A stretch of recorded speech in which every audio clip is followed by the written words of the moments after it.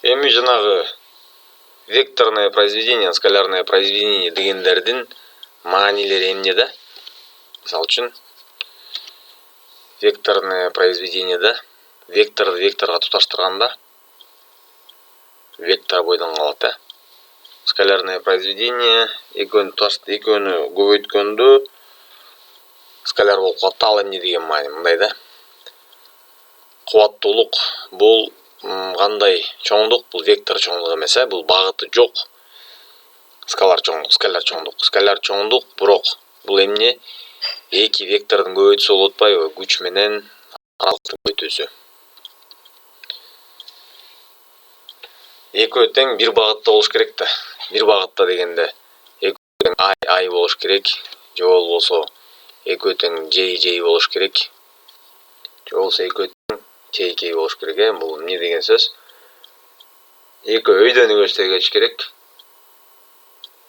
Эми күч каякты көздөйгө болсо, ошол жерди көздөй перемещение болуш керек да. Мисалы үчүн моуну жылдырсак азыр, муну бул жерде көздөй жылдырсак, F күч менен X аралыкка жылдырсак, мына X перемещение болду. Бул вектор, бул дагы вектор.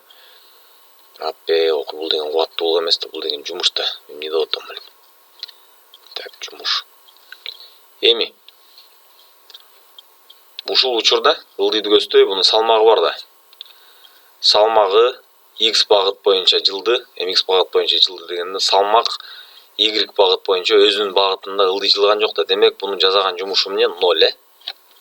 Ошол себептен Y көбөйтүлгөн J 0га барабар да. Баягы скаляр көбөйткөндө скалярное умножениеде.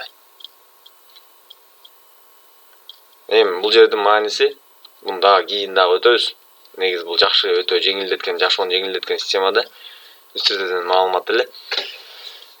Мындай. Жанагы жерден, мисалдан, күч 90 деген мисалдан 90 чыгаралык азыр. Бул жерде эмне деп турат?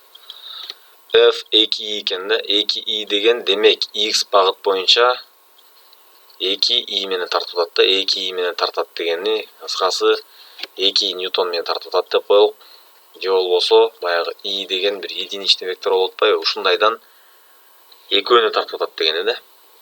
Эми i деп эмнени алган бир Кудай өзү билет.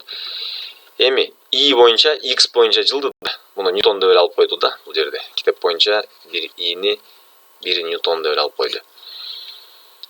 Мына мол X боюнча, бул Y боюнча, бул Z боюнча. Биздин жаңы система боюнча IJK. Ошондо I боюнча канчага жылды? 6i'ге жылды да. Демек 6га жылды иши кылып. Эми жумуш эмнеге барабар? F көбөйтүлгөн X болуп атпайбы? F көбөйтүлгөн X болгондон кийин F деген 2i көбөйтүү X деген 6i болуп атабы? Ошондо i'ни i'ге көбөйткөнү 1ге барабар. 2-nin 6 12. Бул өзүнчө бир системада i'ни i'ге көбөйтсөң, могу скаляр произведение менен бул 1 деп коет. Бул эмне себеп менен чыгарылган? Мындай эле болуп атпайбы? Жанагы мисалда, мына сен муну тарттың, бир F менен X аралыкка тарттың. Демек, мо F'ти X'ке көбөйтөсүң да.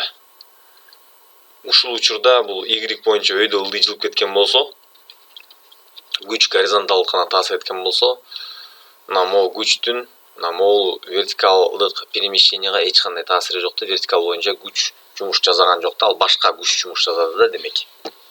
Ошону түшүндүрүш үчүн да айда айга көбөйткөн 1ге айланып кетет деген ошол.